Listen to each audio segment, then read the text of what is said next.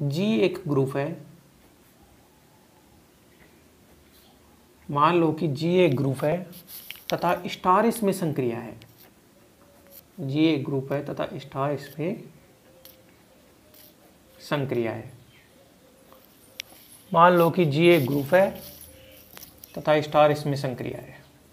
ठीक है, अब आप जी का एक नॉन एम्प्टी सबसेट लो, जैसे एच ले लिया आपने जी का एक नॉन एम्प्टी सबसेट क्या ले लिया, एच। अगर ये एच जो आपने नॉन एम्प्टी सबसेट लिया है वो भी स्टार संक्रिया के लिए एक ग्रुप बना दे। क्या बोला मैंने कि आपने जी का नॉन एम्प्टी सबसेट एच लिया है, अगर एच भी स्टार संक्रिया के लिए एक ग्रुप बना दे तो एच को जी का क्या कहा जाता है, सब ग्रुप कहा जाता है। तो एक चीज यहां से क्लियर निकल के आई कि जो सब ग्रुप होता है वो भी अपने आप में एक ग्रुप होता है। क्या, जो सब ग्रुप होता है वो भी अपने आप में एक ग्रुप होता है, और सब ग्रुप में वही संक्रिया होती है जो अपने ग्रुप के अंदर संक्रिया थी। तो दो चीजें हो गई ना, कि जो सब ग्रुप होता है वो भी अपने आप में एक ग्रुप होता है, और सब ग्रुप में वही संक्रिया होती है जो ग्रुप में संक्रिया थी। तो मैं परिभाषा से लिखता हूं कि जी एक ग्रुप है और स्टार इसमें संक्रिया है। यदि कैपिटल जी का एक अरिक्त समुच्चय है, यदि कैपिटल जी का एक अरिक्त समुच्चय एच भी स्टार संक्रिया के लिए, यदि कैपिटल जी का अरिक्त समुच्चय एच भी स्टार संक्रिया के लिए, यदि कैपिटल जी का अरिक्त समुच्चय एच भी स्टार संक्रिया के लिए एक ग्रुप हो, एक ग्रुप हो, तो एच को जी का सब ग्रुप कहा जाता है। तो एच को जी का सब ग्रुप कहा जाता है। तो दोस्तों यहाँ से दो चीज़ें निकली हैं कि आप जो एच ले रहे हो वो जी का नॉन एम्प्टी सबसेट ले रहे हो, और एच है वो भी स्टार संक्रिया के लिए ग्रुप बनाना चाहिए, एच जो है वो भी स्टार संक्रिया के लिए ग्रुप बनाना चाहिए, और ग्रुप में जो संक्रिया है वही सब ग्रुप में आनी चाहिए। जैसे अब देखो, एक इम्पोर्टेंट नोट है कि प्रत्येक ग्रुप के दो सब ग्रुप तो होते ही होते हैं, एक तो खुद का खुद ही और एक आइडेंटिटी। कहने का मतलब जी के सारे एलिमेंट एच में चले जाए तो वो तो खुद जी बन जाएगा एक सब ग्रुप तो, और एक तत्समक आइडेंटिटी वो प्रत्येक ग्रुप का क्या होता है, सब ग्रुप होता है। तो दो नोट पॉइंट है इसमें। नोट पॉइंट पहला लगा के लिखता हूं, प्रत्येक ग्रुप के दो सब ग्रुप अवश्य होते हैं। प्रत्येक ग्रुप के दो सब ग्रुप अवश्य होते हैं। उनमें कौन कौन सा था, एक तो है जी स्वयं, एक तो जी खुद का खुद, वो भी खुद का उपग्रुप होगा, और दूसरा है ई, जहां ई क्या है, तत्समक वाला। एक तो खुद का खुद और जहां ई जी का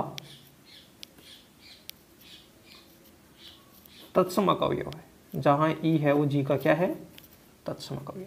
तो प्रत्येक ग्रुप के ये दो सब ग्रुप अवश्य होते हैं, और प्रत्येक ग्रुप के ये दो सब ग्रुप अवश्य होते हैं। तो इन सब ग्रुपों को क्या कहा जाता है, इन सब ग्रुपों को, इन उपग्रुपों को,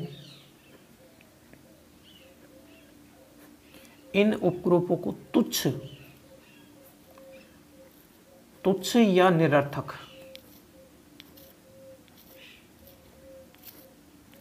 तुच्छ या निरर्थक, और इंग्लिश में इनके लिए एक वर्ड होता है ट्रिवियल, TRIVIAL।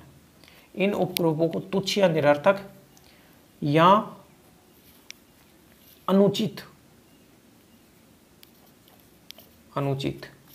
बोले तो इम्प्रॉपर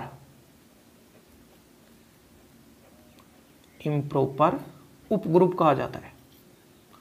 तो कोई सा वर्ड भी बोल सकते हो आप, इनको तुच्छ उपग्रुप बोल दो, क्योंकि ये तो हमेशा होते ही होते हैं प्रत्येक ग्रुप के। तो इनको तुच्छ उपग्रुप बोल दो, निरर्थक उपग्रुप बोल दो, या अनुचित उपग्रुप बोल दो। हिंदी में तो ये और इंग्लिश में चाहे इनको ट्रिवियल सब ग्रुप बोल दो या इम्प्रॉपर सब ग्रुप, ठीक है। ये तो प्रत्येक ग्रुप के होते हैं। दूसरा नोट पॉइंट है, इन उपग्रुपों के अलावा, इन दो के अलावा अगर कोई उपग्रुप है, इन दो के अलावा कोई उपग्रुप है, अगर इन दो के अलावा कोई उपग्रुप है तो उसको बोला जाएगा प्रॉपर उपग्रुप, हिंदी में बोलेंगे उसको उचित। ये दो तो अनुचित हो गए, और अगर इनके अलावा कोई मिल रहा है तो उसको बोलेंगे उचित उपग्रुप। तो इन उपग्रुपों के अलावा, इन मतलब ये दोनों ई, एक तो आइडेंटिटी वाला ई और एक जी शिवम, इन उपग्रुपों के अलावा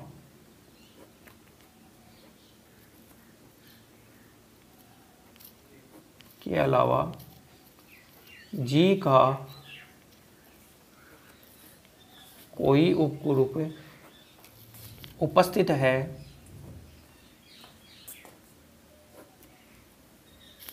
इन उपग्रुपों के अलावा यदि जी का कोई उपग्रुप उपस्थित है तो इसे उचित उपग्रुप कहा जाता है, तो इसे उचित उपग्रुप कहा जाता है। और उचित उपग्रुप को इंग्लिश में बोलते हैं प्रॉपर सब ग्रुप। क्या बोलते हैं इसको, मैं लिख देता हूं यहां, देख लेना, प्रॉपर सब ग्रुप। दोस्तों इसमें अपन ने ये पढ़ा है कि जी अपना एक कोई ग्रुप है, मान लो उसमें स्टार संक्रिया है, और जी का मैं कोई नॉन एम्प्टी सबसेट लेता हूं एच, अरिक्त उपसमुच्चय लिखता हूं यहाँ, अरिक्त उपसमुच्चय। तो जी का कोई नॉन एम्प्टी सबसेट एच लेता हूं, अगर एच भी स्टार संक्रिया के लिए ग्रुप बना दे तो जी को एच का सब ग्रुप कहा जाता है। प्रत्येक ग्रुप के दो सब ग्रुप अवश्य होते हैं, प्रत्येक ग्रुप के दो सब ग्रुप अवश्य होते हैं, एक तो खुद जी स्वयं और एक आइडेंटिटी। इनको तुच्छ उपग्रुप बोल दो, निरर्थक उपग्रुप बोल दो या अनुचित। इंग्लिश में एक वर्ड होता है ट्रिवियल या इम्प्रॉपर। और अगर इन दो के अलावा अगर कोई उपग्रुप है तो उसको उचित उपग्रुप बोलेंगे, जिसको इंग्लिश में बोला जाता है प्रॉपर सब ग्रुप। ठीक है दोस्तों, इतना समझ में आ गया होगा। अब कुछ एग्जाम्पल्स के माध्यम से बताता हूं मैं, सब ग्रुप के कुछ एग्जाम्पल्स को अपन डिस्कस करते हैं। तो देखो कुछ एग्जाम्पल्स को अपन डिस्कस करते हैं। जैसे पहला अपन ने पढ़ा था दोस्तों कि 1 - 1 आयोटा माइनस आयोटा, ये कॉम्प्लेक्स नंबर का एक ग्रुप होता है गुणन संक्रिया के लिए। ये क्या होता है, ये सम्मिश्र संख्याओं का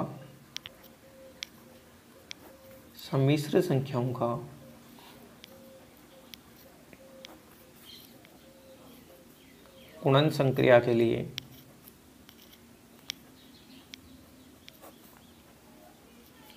सम्मिश्र संख्याओं का गुणन संक्रिया के लिए ग्रुप है। तो इसके सब ग्रुप देखो, ये तो ग्रुप है, इसके सब ग्रुप, पहला तो है जी स्वयं, खुद का खुद, एक तो सब ग्रुप ये बना। दूसरा सब ग्रुप ये बना, तत्समक वाला, आइडेंटिटी वाला वन। और तीसरा सब ग्रुप क्या बनेगा, तीसरा सब ग्रुप बनेगा 1 और -1, ये तीसरा सब ग्रुप बनेगा। दोस्तों अगर कोई बंदा ऐसे सोच रहा है कि मैं ये भी सब ग्रुप बना दूं, मान लो, तो मैं बोलूँगा ये गलत है। क्यों गलत है, क्योंकि सब ग्रुप होता है वो अपने आप में ग्रुप होता है, और ग्रुप में समवर्ता नियम लगना चाहिए। तो बताओ इसको और इसको गुणा करने से माइनस आयोटा बनेगा, माइनस आयोटा है क्या इसमें, वो तो नहीं है ना। इसका मतलब ये कभी भी ग्रुप है, ये कभी भी सब ग्रुप नहीं बन सकता। और हमेशा याद रखना कि जो सब ग्रुप का जो ऑर्डर होता है ना, ऑर्डर ऑफ, जैसे एच है, मान लो एच सब ग्रुप है जी का, तो ऑर्डर ऑफ एच है वो ऑर्डर ऑफ जी को हमेशा डिवाइड करता है। वेरी इंपॉर्टेंट चीज़ है कि सब ग्रुप का ऑर्डर ग्रुप के ऑर्डर को डिवाइड करता है। अब ग्रुप का ऑर्डर 4 है तो सब ग्रुप का ऑर्डर क्या हो सकता है, अगर ग्रुप का ऑर्डर मान लो 4 है तो सब ग्रुप का ऑर्डर या तो 1 हो सकता है, या 2 हो सकता है, या 4 हो सकता है। इनके अलावा कुछ नहीं हो सकता, क्योंकि 4 को तो ये 3 संख्या डिवाइड करती है। तो देखो एक ऑर्डर का ये बन गया, ये 4 ऑर्डर का बन गया, ये 1 ऑर्डर का बन गया, और ये 2 ऑर्डर का बन गया। सब ग्रुप का ऑर्डर हमेशा ग्रुप के ऑर्डर को डिवाइड करता है। ग्रुप का ऑर्डर 4 था तो सब ग्रुप का ऑर्डर या तो 1 हो सकता है, या 2 हो सकता है, या 4 हो सकता है। अब जी स्वयं और ई, ये तो दोनों के दोनों बन गए इम्प्रॉपर, ये तो दोनों के दोनों इम्प्रॉपर बोल दो या ट्रिवियल बोल दो, क्योंकि ये तो सब ग्रुप तो हमेशा होते ही होते हैं। और ये जो सब ग्रुप बना, इस सब ग्रुप को बोला जाता है प्रॉपर सब ग्रुप, इसको बोला जाता है प्रॉपर सब ग्रुप। तो ये एग्जांपल आपको समझ में आ गया होगा कि इम्प्रॉपर क्या होते हैं और प्रॉपर क्या होते हैं। दूसरा एग्जांपल, जो एन होता है वो सब ग्रुप होता है एस एन का। ये दोस्तों ये सब ग्रुप का चिन्ह है। ये किसका चिन्ह है? सब ग्रुप का चिन्ह है ये, ठीक है। अब आप इसको लेस देन का चिन्ह मत समझना, ये सब ग्रुप को दर्शाने का चिन्ह होता है। ए एन सब ग्रुप होता है एस एन का। एस एन क्या होता है? एस एन के बारे में मैं बताया था आपको, ये होता है सिमेट्रिक ग्रुप। ये क्या होता है? Symmetric group. और सिमेट्रिक ग्रुप के अंदर तो समक्रमचय और विषमक्रमचय दोनों होते हैं। समक्रमचय और विषमक्रमचय दोनों होते हैं सिमेट्रिक ग्रुप में। आपने समक्रमचयों को उठाया और समक्रमचयों को उठाने के बाद में वो समक्रमचयों का जो सेट बना वो भी एक ग्रुप बनाता है, और उस ग्रुप को कहा जाता है ए एन। उस ग्रुप को कहा जाता है अल्टरनेट ग्रुप, और हिंदी में बोलते हैं इसको समक्रमचयों का ग्रुप या फिर एकांतर ग्रुप। तो हमेशा जो ए एन होता है, बताओ ए एन के सारे एलिमेंट एस एन में है या नहीं है? बिल्कुल है, क्योंकि ए एन में समक्रमचय होते हैं और इसमें सम भी होते हैं और विषम भी। इसका मतलब ये सारे एलिमेंट इसमें, और इसमें भी क्रमचय गुणन संक्रिया होती है और इसमें भी क्रमचय गुणन संक्रिया होती है। तो जो ए एन होता है वो हमेशा किसका सब ग्रुप होता है?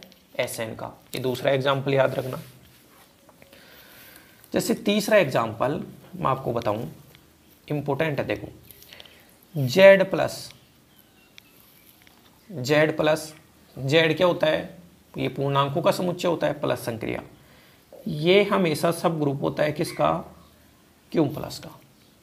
क्यों क्या होता है? परिमेय संख्याओं का समुच्चय। तो जेड प्लस क्यू प्लस का सब ग्रुप होता है। क्यू प्लस हमेशा सब ग्रुप होता है आर प्लस का। क्यू प्लस हमेशा सब ग्रुप होता है आर प्लस का। आर वास्तविक संख्याओं का समुच्चय। और जो आर प्लस हमेशा सब ग्रुप होता है वो होता है सी प्लस का। आर प्लस हमेशा सब ग्रुप होता है सी प्लस का। सी हो गया कॉम्प्लेक्स नंबर का सेट। तो बताओ इस चीज़ को अगर मैं लिखना चाहूँ अगर मैं इस चीज़ को ऐसे लिखना चाहूँ तो इसको ऐसे लिख सकता हूँ ना कि जेड प्लस हमेशा सब ग्रुप होता है क्यू प्लस का।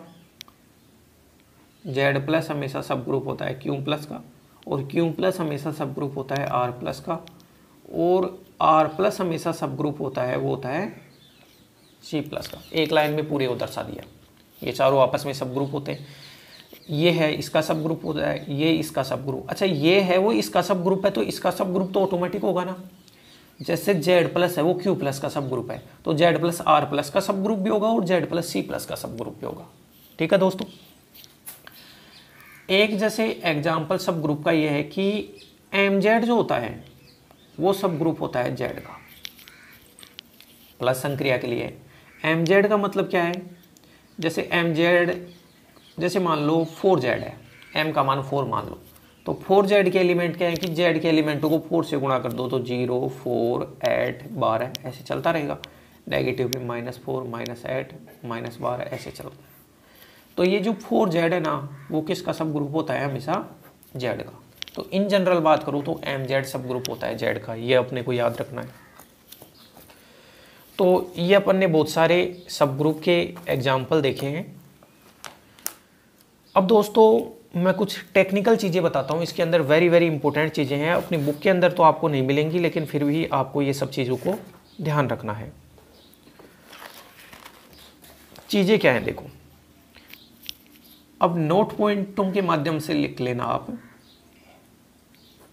पहला नोट पॉइंट के माध्यम से लिखना है कि अगर ग्रुप साइक्लिक है, अगर जी साइक्लिक है, मान लो जी ग्रुप है और H उसका सब ग्रुप है, तो G अगर साइक्लिक है, इफ G इज साइक्लिक, अगर अपना ग्रुप सक्रिय होता है देन तब H इज साइक्लिक। अगर ग्रुप साइक्लिक है तो हमेशा उसका जो सब ग्रुप बनेगा वो भी क्या होगा? साइक्लिक। ये वेरी इंपॉर्टेंट चीज़ है कि अगर ग्रुप साइक्लिक है तो उसका सब ग्रुप भी हमेशा साइक्लिक होगा।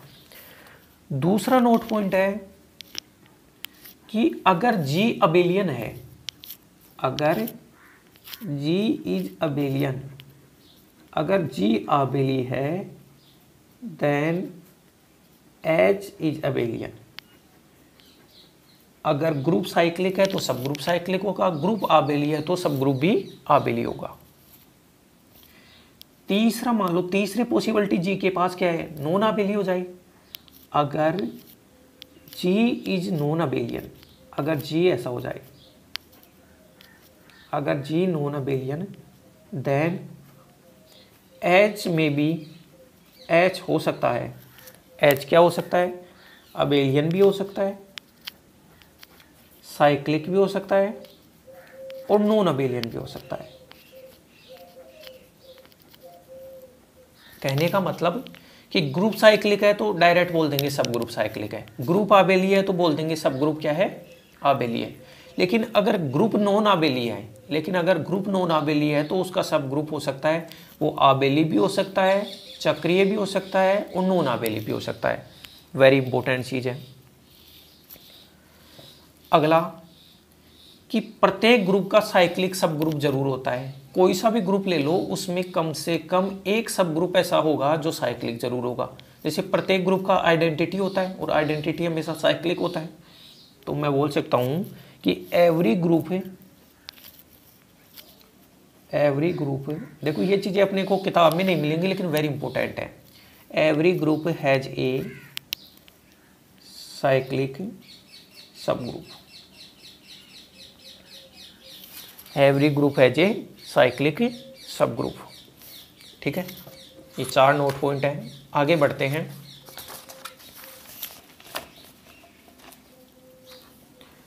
पांचवा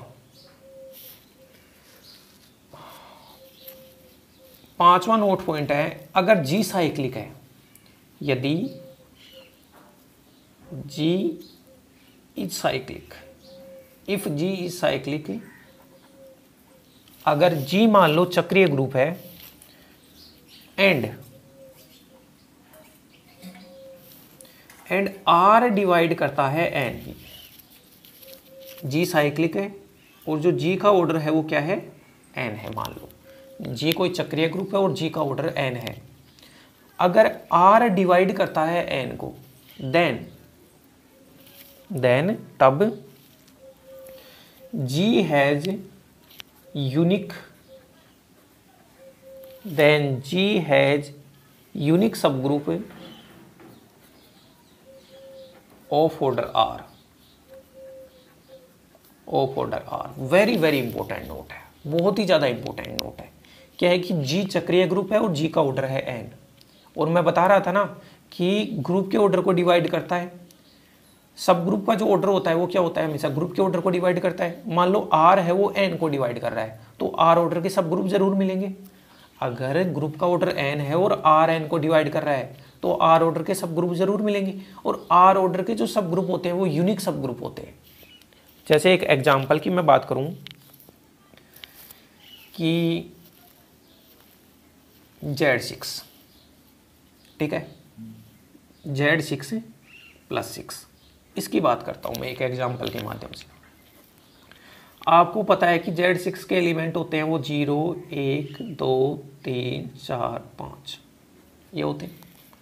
Z6 होता है वो एक साइक्लिक ग्रुप होता है, ये भी पढ़ा है, चक्रीय ग्रुप होता है, और चक्रीय ग्रुप होगा तो उसके जनक भी होंगे, तो उसके जनरेटर होते हैं, जनरेटर होते हैं वो कौन से होते हैं, एक तो 1 होता है इसका जनरेटर और एक होता है 5, ये 2 इसके जनक होते हैं क्योंकि चक्रीय ग्रुप के जनक होंगे। अब देखो, अब सबसे पहले तो मैं order of elements, order of elements और नंबर ऑफ सब ग्रुप, 2 चीजें निकालता हूं,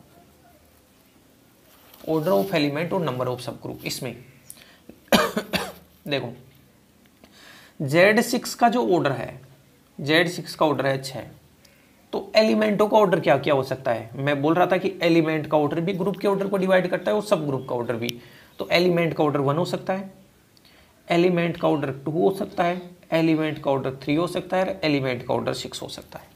एलिमेंटों का ऑर्डर यही हो सकता है, इनके अलावा कोई पॉसिबल नहीं है।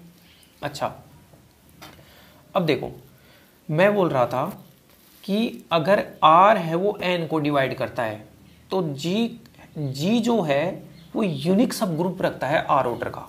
अब देखो 1 है वो 6 को डिवाइड करता है तो 1 ऑर्डर का भी यूनिक सब ग्रुप, 2 ऑर्डर का भी यूनिक सब ग्रुप, 3 ऑर्डर का भी यूनिक सब ग्रुप और 6 ऑर्डर का भी यूनिक सब ग्रुप। तो टोटल सब ग्रुप कितने बन गए? 4 बन गए। टोटल सब ग्रुप क्या बन गए? 4 बन गए। तो 1 ऑर्डर का कोई पूछे कितना सब ग्रुप होगा तो 1। प्रत्येक जो ऑर्डर डिवाइड करता है उस प्रत्येक ऑर्डर का यूनिक सब ग्रुप रखता है। तो 1 ऑर्डर का 1 सब ग्रुप, 2 ऑर्डर का भी 1 सब ग्रुप, 3 ऑर्डर का 1 सब ग्रुप, 6 ऑर्डर का 1 सब ग्रुप। तो टोटल सब ग्रुप कितने हो गए? 4। अब इन 4 में देखो, अब देखो मैं एलिमेंट भी बनाने की कोशिश करता हूँ। 1 ऑर्डर में तो बनेगा केवल आइडेंटिटी, 1 ऑर्डर में आइडेंटिटी, और सब जानते हैं Z6 का आइडेंटिटी होता है वो 0 होता है। अब 2 ऑर्डर का कौन सा बनेगा दोस्तों? 2 ऑर्डर का बनेगा, 2 ऑर्डर का जो बनेगा वो ये बनेगा 0 और 3, ये 2 ऑर्डर का बनेगा। 3 ऑर्डर का बनेगा वो बनेगा 0, 2, 4, ये सब ग्रुप बनेगा 3 ऑर्डर का। और जो 6 ऑर्डर का बनेगा वो बनेगा 0, 1, 2, 3, 4 और 5, ये 6 ऑर्डर का बनेगा। तो ये 4 सब ग्रुप बन के आए। देखो ये तो खुद का खुद है, ये तो खुद का खुद Z6 है और ये आइडेंटिटी। तो ये दोनों तो हैं, वो कौन से हैं? ये दोनों तो हैं इम्प्रॉपर और ये दोनों प्रॉपर है। देखो इसमें ये भी सब ग्रुप है। कैसे है? समवर्ता नियम देखो, 0 और 3 को जोड़ा तो 3, 3 और 3 को जोड़ा तो 6, 6 का मतलब वापस 0। ये भी सब ग्रुप है। 0 और 2 को जोड़ा तो 2, 2 और 4 को जोड़ा तो वापस 0, 4 और 4 को जोड़ा तो 2, तो ये भी सब ग्रुप है। तो टोटल सब ग्रुप कितने बने? तो Z6 के टोटल सब ग्रुप, Z6 के जो टोटल सब ग्रुप बने वो कितने बने? 4। प्रत्येक ऑर्डर का एक सब ग्रुप बन गया। अब 4 सब ग्रुप में 2 तो इसमें है ट्रिवियल या इम्प्रॉपर। कौन कौन से? एक तो खुद आइडेंटिटी और ये, और बाकी के ये 2 बचे, वो 2 कौन से हैं? 2 हैं वो है प्रॉपर सब ग्रुप।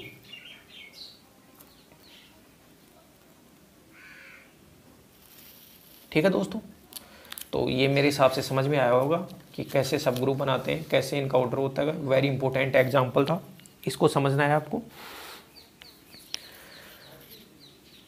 अब अपन थोड़ा आगे चलते हैं, और थोड़ा आगे चलने का मतलब ये है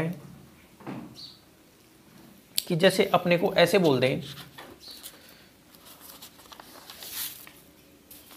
जैसे अपने को ऐसे बोल देता है कि कोई ग्रुप है, सुनना ध्यान से,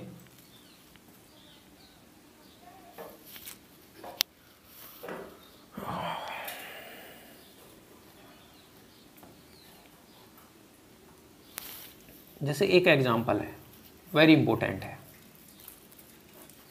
और उसमें ऑर्डर ऑफ G अपने को दिया है 10।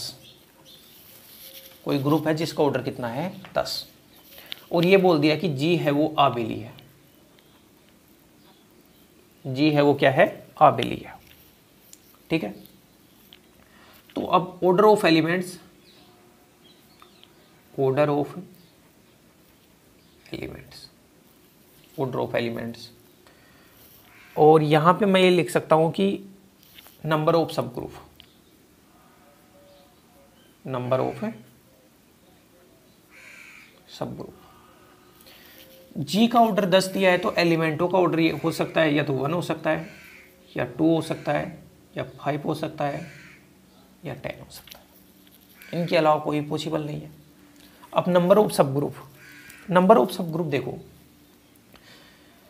अगर ग्रुप में 10 एलिमेंट हैं तो एक एलिमेंट उसका आइडेंटिटी होगा, एक एलिमेंट उसका क्या होगा? आइडेंटिटी।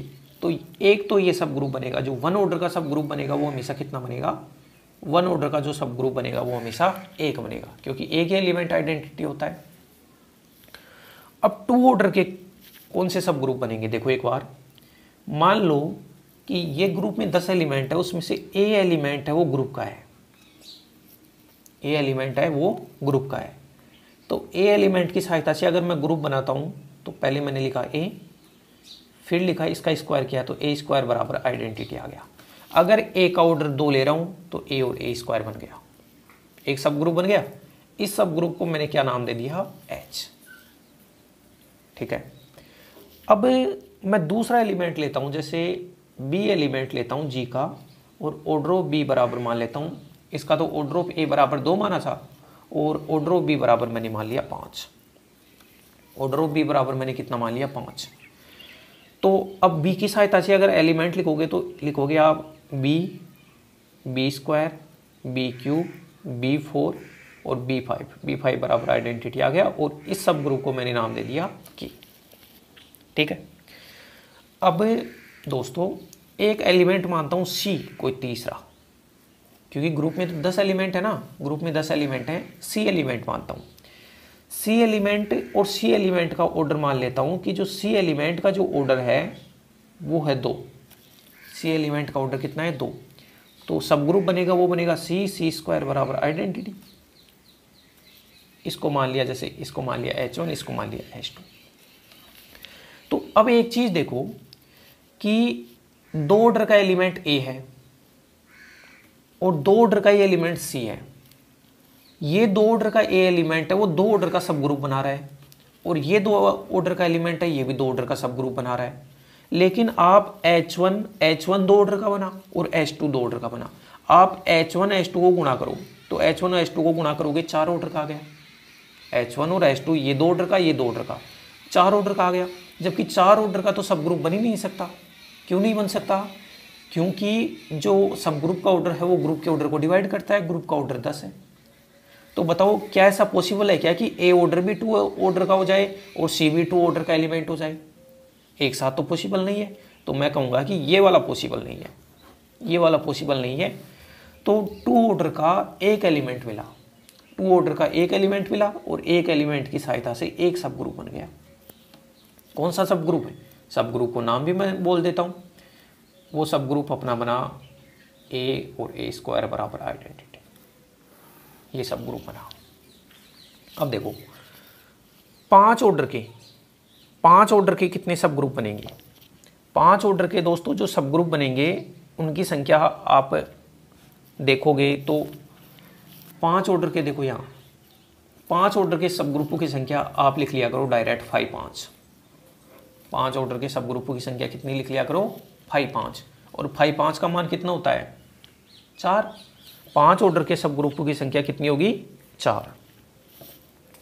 तो 4। 10 ऑर्डर के सब ग्रुपों की संख्या, 10 ऑर्डर के अगर कोई सब ग्रुप की संख्या निकल रहा है तो 10 ऑर्डर के जो सब ग्रुप की संख्या होगी 510, और 510 का मान भी कितना होता है? 510। और 510 को अपन ये लिख सकते हैं ना, ये अपन ने आइलर 5 फलन पढ़ा था, 2 × 1 2 × 5, तो ये 10 1 - 1/2 1 - 1/5।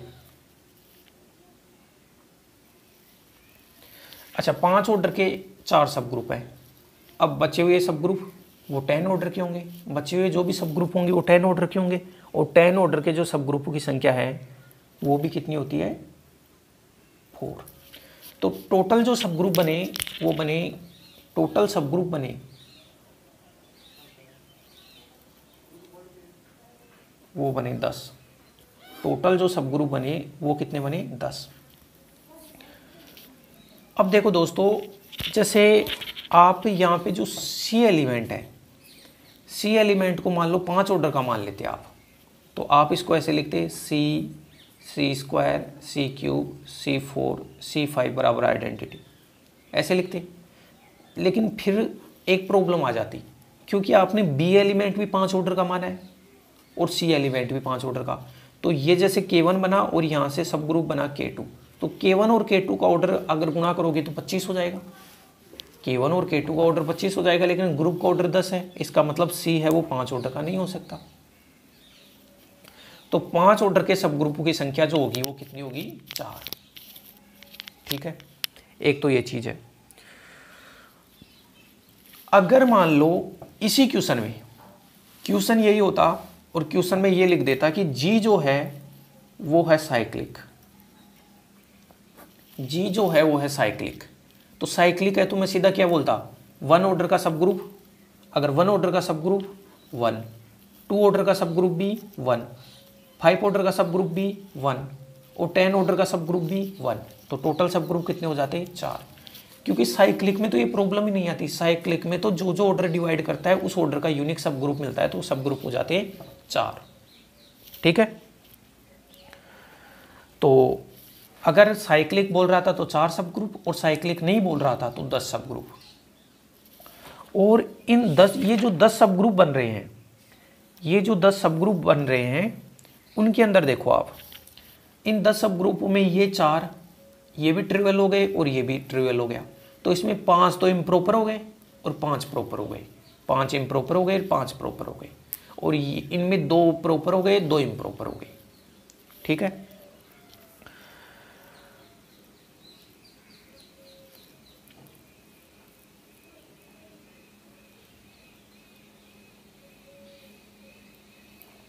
तो एक बार आप इनको ध्यान से समझो, इनको करो, फिर अपन अपनी बुक के क्वेश्चंस करेंगे। तो नेक्स्ट लेक्चर में अपन मिलते हैं, वरना फिर लेक्चर बड़ा हो जाएगा। ये समझ में आए तो इसको करना और इसको ध्यान से एक बार फिर से समझना। ठीक है दोस्तों, अब अपन अगले लेक्चर में मिलेंगे। धन्यवाद।